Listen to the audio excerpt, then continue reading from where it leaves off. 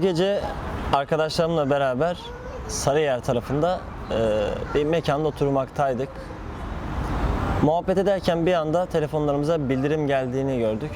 Bildirimde Boğaziçi Köprüsü'nün trafiğe kapatıldığı, asker tarafından trafiğe kapatıldığı yazıyordu.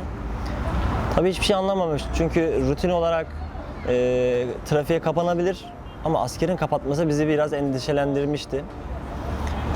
Biz olayın farkına varmadan muhabbetimize devam ettiğimiz sırada tekrardan bir 5-10 dakika sonra bir bildiri daha geldi ve askerin darbe yaptığına dair bir haber yayılmaya başladı.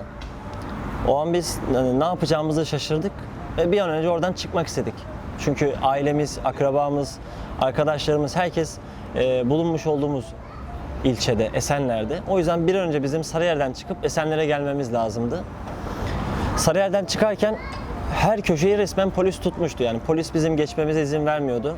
Çünkü buradan geçerseniz ileride asker var, buradan geçerseniz ileride asker var diyerekten bütün yolları kapatmıştı.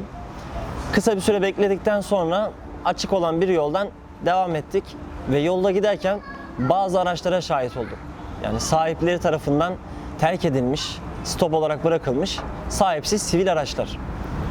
Şimdi araçlar düz olarak trafiğin içerisinde kalsa belki korkup kaçmıştır diyebiliriz ama yan çekilmiş ya da çapraz çekilmiş. Yani amaçları o gün orada trafiği kilitlemek, o gün orada trafiği kapatmak ve darbecilere, hainlere yardım etmek, yandaşlık etmekti. Biz açık olan yollardan devam ettik ve AKOM Afet Koordinasyon Merkezi'nin önündeki Hastal Viyadüğü'ne yaklaştığımızda bir trafik oluşmaya başladı. Yani yaklaşık 1 kilometre, 1,5 kilometre süren bir trafik vardı. Ve o an beklemeye başladık. Hani ne için beklediğimizi bilmiyoruz ama trafik yol açılır diye bekliyoruz. Daha sonra o beklemek bize ağır gelmeye başladı. Çünkü bir yandan telefonumuzdan haberleri takip ediyoruz. Köprüde askerlerin yoğunlaştığı, havalimanında yoğunlaştığı ve bazı yerleri ele geçirmeye çalıştıklarını gördükçe yerimizde duramıyoruz ve araçtan indik. O trafiğin yoğunlaştığı yere doğru ilerlemeye başladık. O trafiğin kuyruğu bittiğinde bir polis korteji gördük. Yani 2-3 tane polis aracı ön taraftaki araçları kapatmış ve arka tarafa izin vermiyordu. Çünkü yaklaşık bir 50 metre ileride asker olduğu ve geçtiğimiz esnada bize zarar vereceğini söyleyerekten polis bizi oradan geçirmedi. Biz biraz daha bekleyelim dedik ama bir yandan da bekleyemiyoruz çünkü hani bir kaybımız var. Yani biz orada beklediğimiz sürece bizden bir şeyler alacaklar. Vatan elden gidecek, millet elden gidecek.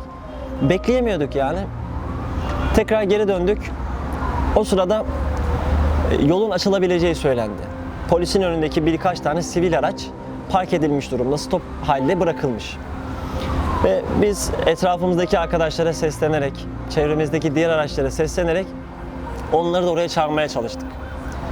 Daha sonra bir 15-20 kişi olduktan sonra geldik, sivil araçları kaldırmaya çalıştık ve 2 tane sivil araç vardı. Onları bariyerlerin yan tarafına doğru kaldırdık. Yolu açtık ve sivil araçların arkasında bir tır vardı. Tırın şoförü kendisini feda edeceğini söyledi bize. Ben buradan sağ taraftan giderken yavaş yavaş gideceğim ve siz diğer bütün araçlar sol taraftan yolunuza devam edersiniz. Eğer olur ki asker ateş açarsa da bana gelmiş olur, benim aracıma gelmiş olur. Bana gelirse de vatan sağ olsun, aracıma gelirse de vatan sağ olsun diyerekten bizi kendisini bize siper etmiş oldu. Ve polis artık tamam madem geçeceğim diyorsunuz diyerekten sivil aracı kaldırdıktan sonra polis de yolu açtı. Tam tır motoru çalıştırdı, hareket edecekken polisin göstermiş olduğu noktadan bir anda silah sesleri gelmeye başladı. Ve herkes bir anda tekrardan araçlarına döndü. Tekrardan bir sessizlik oluştu. O sessizliği bozan bir ablamızdı.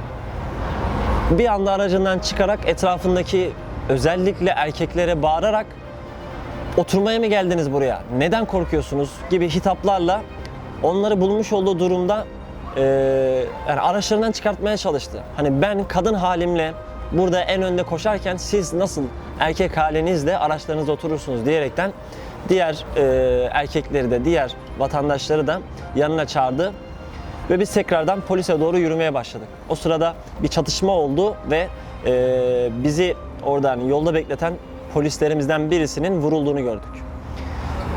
Aracın arkasında, zırhlı aracın arkasında yattığını gördük. Yani polisler bize göstermiyordu ama o sırada bir kapı açıktı, bagaj kapısı. Ve polisin orada kanlar içinde yattığını gördüm.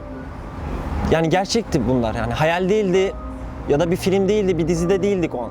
Biz o an ölümün ortasındaydık, gerçeğin ortasındaydık ve polisin kanlar içinde yattığını gördük. Daha sonra yani bu işin başka dönüşü yok diyerekten oradan geçeceğiz. O askerlere rağmen oradan geçeceğiz dedik ve tekrardan kalabalığımızı topladık.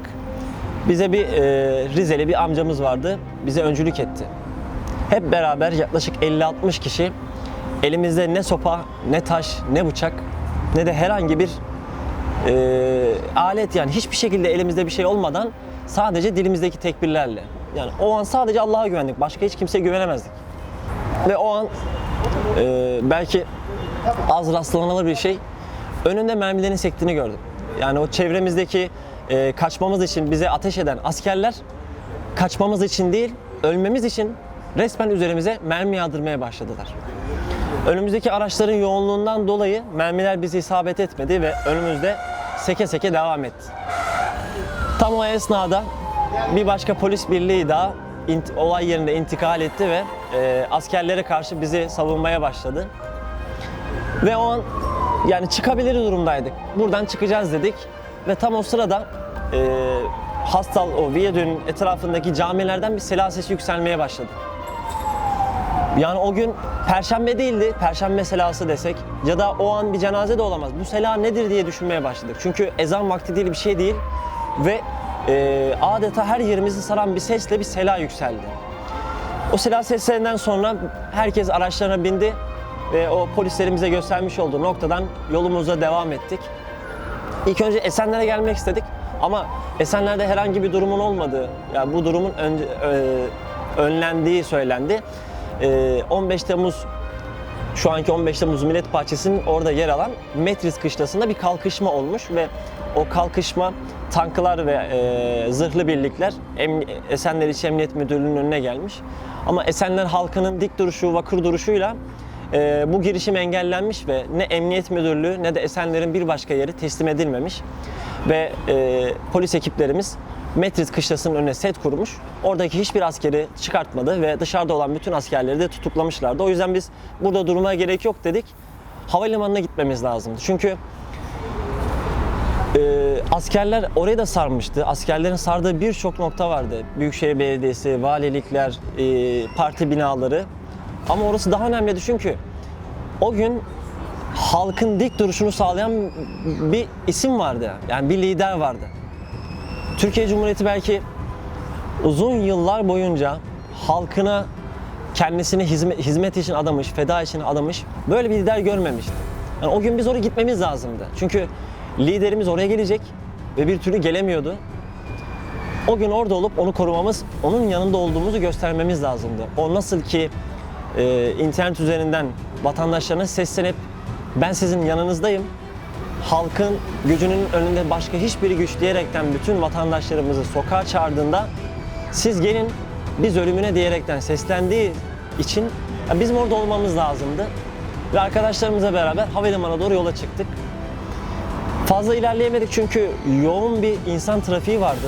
Gerçekten bütün İstanbul oraya akın etmişti. O yüzden biz aracımızı park edip yürümeye başladık. O sırada tankları gördük. Basın Ekspres yolunun üzerindeki tankları gördük. Tankların çoğu boşaltılmamış. İçinde hala asker vardı. Tabii ateş etmiyorlardı. Sadece içinde duruyorlardı. Yani sebepsiz bir şekilde içinde oturuyorlar. Ne ateş ediyorlar ne insanları eziyorlardı.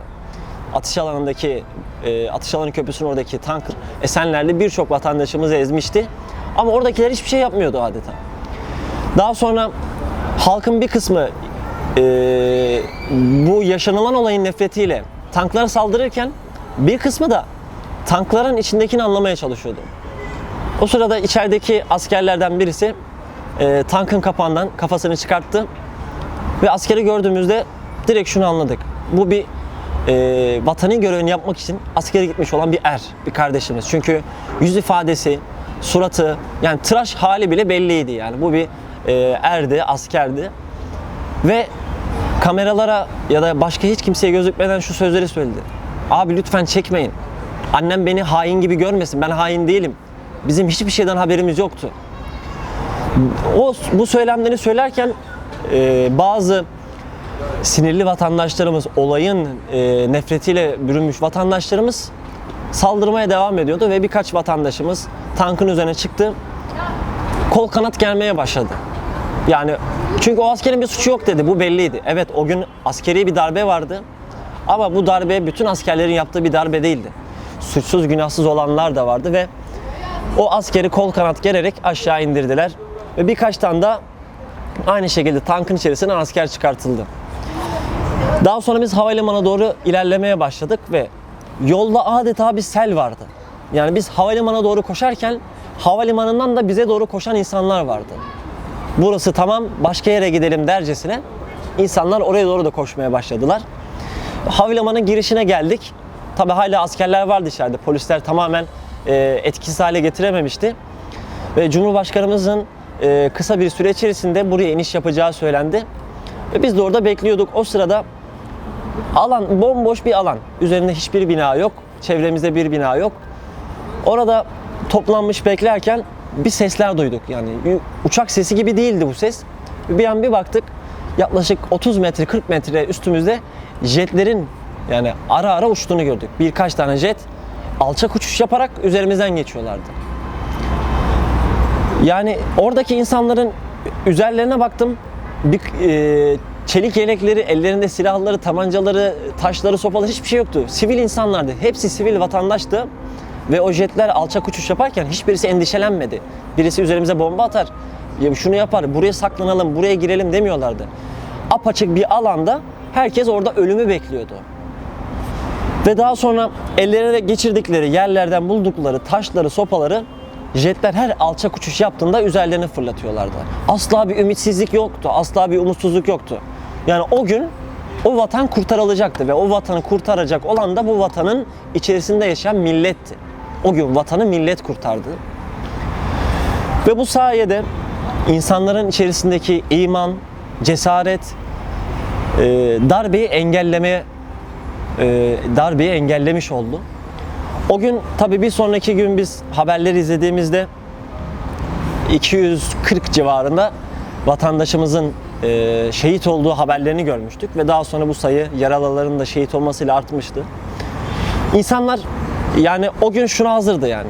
Adeta hepsi bir Ömer Halis Demir'di. Hepsi Erol Olçok, Tayyip Olçok'tu. Çünkü kadını, çoluğu, çocuğu, yaşlısı herkes o gün orada vatan elden gitmesin diye mücadele ediyordu. Yani hiçbirisi ben savaştan anlamam, ben şundan anlamam diyerekten geri kaçmamıştı. Esenler'de 7 tane şehit vermiştik. Türkmen Tekin ablamız yaklaşık 50 yaşlarında bir ablamızdı. Daha önce ne eline silah almış ne bir sopa almış ve o gün de elinde hiçbir şey yoktu. Ve tankların altında ezilerek şehit oldu.